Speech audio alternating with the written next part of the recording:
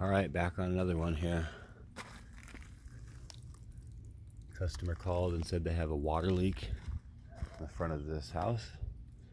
So, and sure enough, there's a water leak. First impressions looks like pressure regulator has failed. Yeah, the regulator has failed here.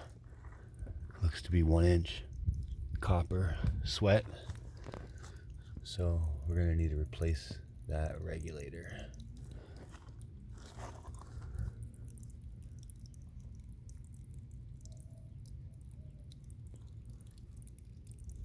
Hold on, does that just need to be tightened? I know it's ancient, but maybe I don't know, is it leaking? Yeah, let's see about tightening it. This thing's ancient.